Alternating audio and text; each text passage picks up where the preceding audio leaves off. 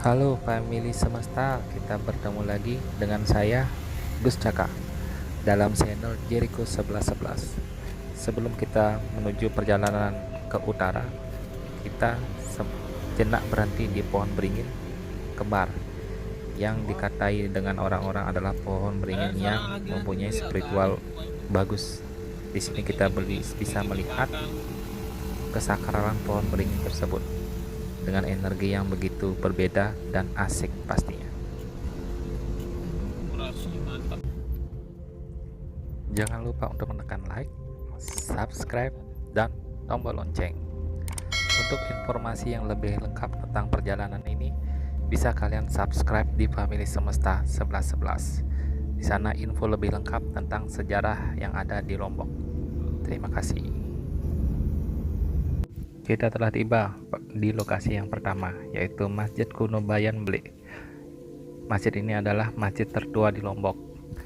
Selain terkenal dengan wisata pantai dan pemandangan alamnya, ternyata di Lombok juga ada masjid tua yang unik dan menjadi tujuan wisata religi. Namanya Masjid Kuno Bayan Blik.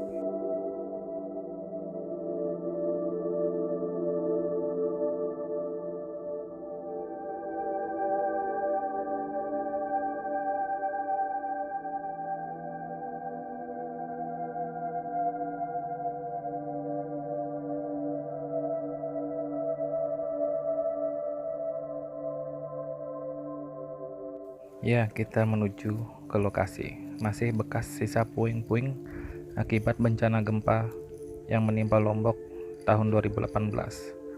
Di sini jalanan dipenuhi dengan bebatuan yang tertata rapi untuk menuju Masjid Bayan.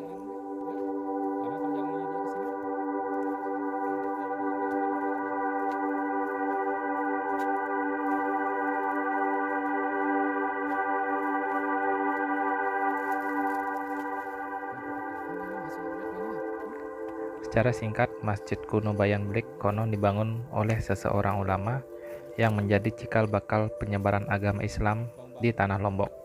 Sebagai salah satu masjid tertua di Lombok, Nusa Tenggara Barat, Masjid Kuno Bayan Blik ternyata sudah ada sejak abad ke-15 dan hingga kini menjadi bangunan cagar budaya. Tepatnya masjid ini berada di Desa Bayan, Lombok Utara. Puncak masjidnya hanya berupa tiang, dinding, berbahan bambu, berlantai tanah, dan beratap jerami. Sangat jauh berbeda dengan masjid-masjid modern yang sudah menambahkan banyak ornamen di dinding dan bagian puncak.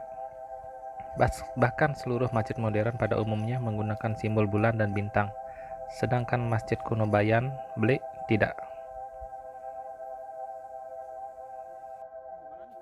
Dan juga tidak boleh sembarang dimasuki orang. Selain itu, Masjid Kuno Bayan Blik memiliki akses yang terbatas karena tidak boleh sembarang dimasuki orang untuk mencegah orang luar masuk pintu masjid yang jarang dibuka. Sebab hanya para pemuka agama setempat yang diperkenankan untuk masuk. Terkadang mereka ditemani oleh perwakilan daerah atau warga setempat.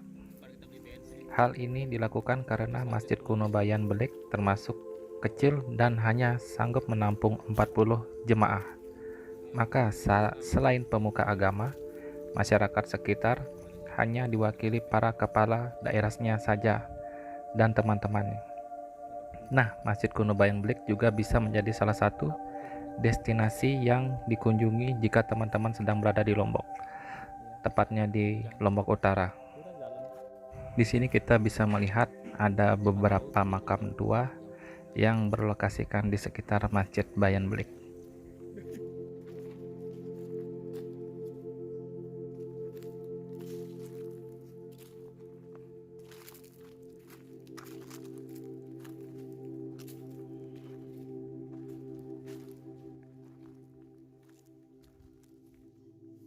Setelah perjalanan dari Masjid Kuno Bayan, kita menuju ke lokasi kedua, yaitu Sumur Majapahit yang berlokasi di hutan adat Desa Sambik Elen.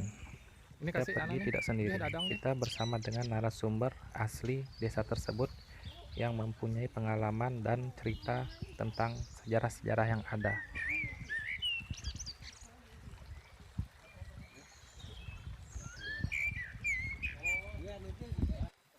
Sumur Majapahit yang merupakan salah satu bukti sejarah Lombok pada zaman Hindu.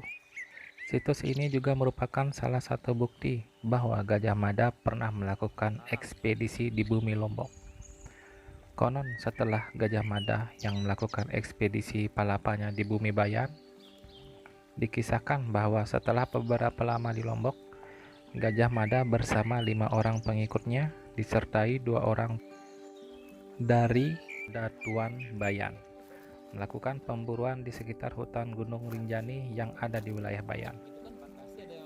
Hingga cerita Gajah Mada dan pengikutnya merasa kehausan, mereka terus menyusuri hutan untuk mencari sumber mata air. Namun tidak satupun mata air yang mereka temukan di belantara hutan itu. Akhirnya mereka beristirahat di batu cadas yang cukup lapang dengan pohon-pohon rindang yang berjejer di sekitarnya. Dan menurut informasi yang diberikan oleh penduduk setempat, secara tidak sadar Gajah Mada dan kelompoknya menancapkan tombak mereka pada batuan cadas saat hendak beristirahat. Setelah beberapa saat mereka beristirahat dan menyandarkan badan pada pepohon yang ada di sekitar batu cadas itu, dengan kebingungan Gajah Mada beranjak dari tempat bersandarnya sebab rasa dahaga yang dirasakannya begitu menyiksa. Gajah Mada kemudian mengajak pengikutnya untuk melanjutkan perjalanan, dan ketika ia mencabut tombaknya, terjadilah suatu keajaiban. Batu cadas tepat tadi yang ia tancapkan, tombaknya tiba-tiba pecah menyerupai yoni, yaitu lambang kesuburan kepercayaan Hindu. Dan dari sela-sela batu itu mengalir air yang sangat jernih. Melihat batu itu mengeluarkan air, Gajah Mada pun dan pengikutnya kemudian minum sepuasnya. Ya, lumut ini. Suasana di sini dipenuhi dengan kedamaian, kesejukan, dan ketenangan. Di sini ada beberapa kisah-kisah misterius yang menjadi misteri bagi penduduk setempat. Seperti pohon yang besar tadi. Di sana pastinya menyimpan beberapa misteri yang memang belum terpecahkan oleh banyak orang.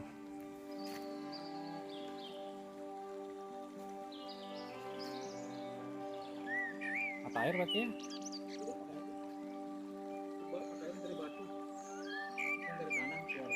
Oh, dari batu nih. tembus ya berarti?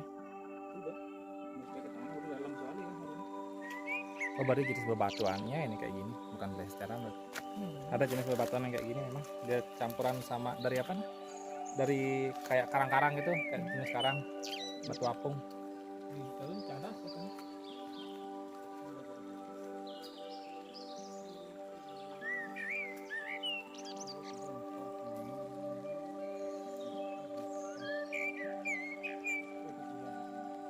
Ini adalah pohon tua yang pastinya menyimpan banyak kisah selama perjalanan hidupnya.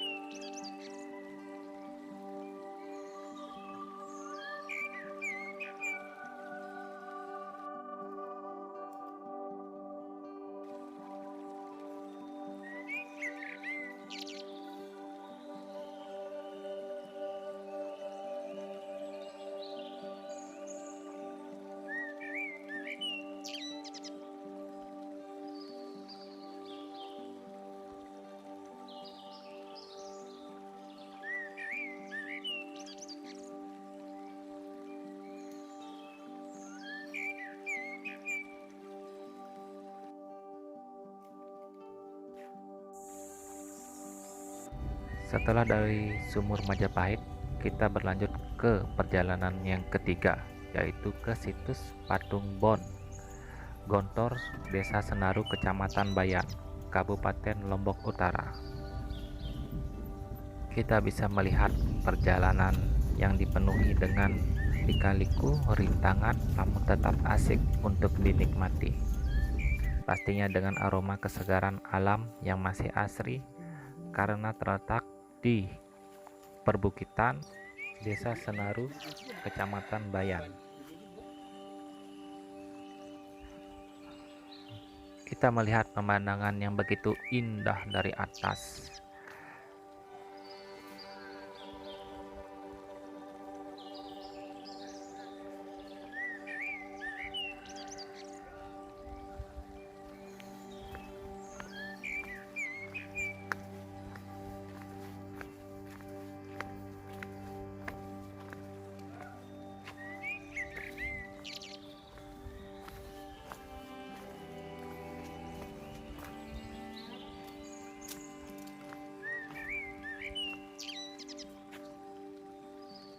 Saat ini menunjukkan tepat pukul 4 sore waktu setempat, dan akhirnya kita juga sudah sampai di Desa Senaru, Kecamatan Bayan, Lombok Utara, situs Patung Batu Bon Gontor.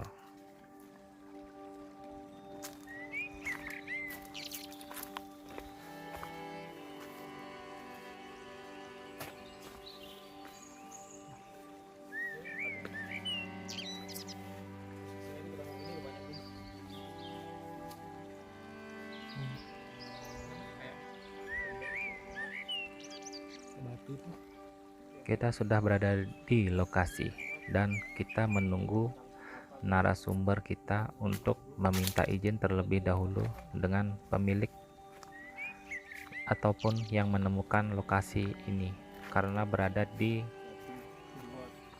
kebun milik bapak tersebut. Sebelum kita memasuki ruangan yang ada patung arca Buddha, kita bisa melihat sekeliling kita ada lesung dan peninggalan beberapa reruntuhan batu yang masih berserakan di sekitar lokasi penemuan patung batu tersebut. Dia itu menandakan masuk kan? Ya? Akhirnya pemilik datang dan pemilik pun membukakan pintu untuk kita dan mengizinkan kita untuk masuk ke dalam rumah yang berisi patung arca Buddha.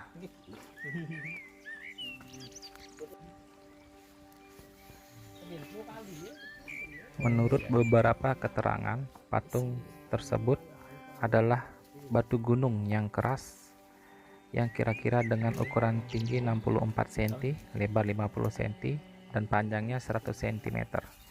Dilihat dari bentuk dan aksesorisnya, patung ini tergolong patung Buddha. Terutama ciri yang paling menonjol adalah telinganya yang lebar karena Buddha Maha Mendengar. Keunikan lain dari patung ini adalah patung perempuan dengan mempunyai payudara yang menonjol, membuktikan bahwa ia adalah seorang biksuni atau ibu dewi atau biksu perempuan, dan diperkirakan patung ini dibuat sekitar abad kedua Masehi. Dalam pembuatan patung ini tampaknya kurang ahli, mengingat hanya simbolis saja mewakili Buddha yang kelihatan dari telinganya, sedangkan yang lain tidak ada. Kemungkinan ini dibuat hanya untuk memenuhi sarana perlengkapan upacara saat itu. Setelah kita berada di dalam, tidak lupa kita untuk berdoa, mengucapkan terima kasih atas segala rahmat yang telah diberikan kepada kita.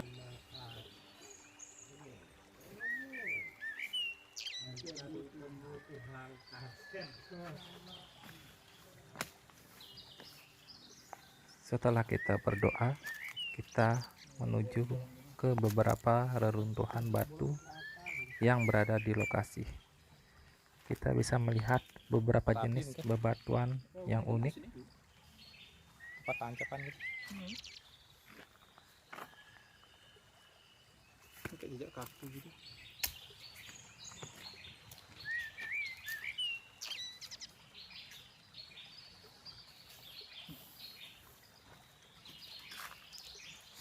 rapi gitu kayak Hmm. dibor.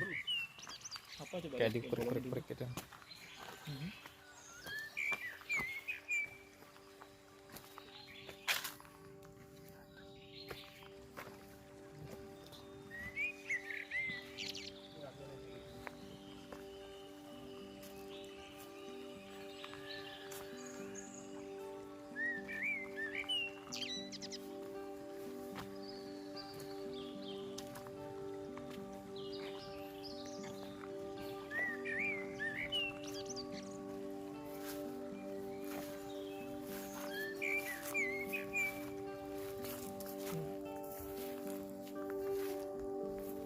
Apa yang pusing?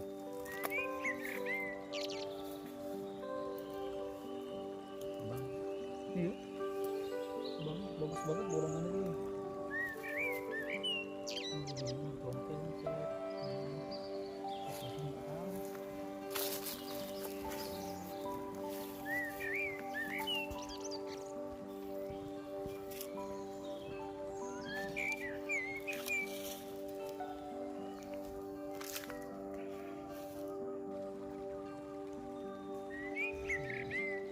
Tadi ada garis gini.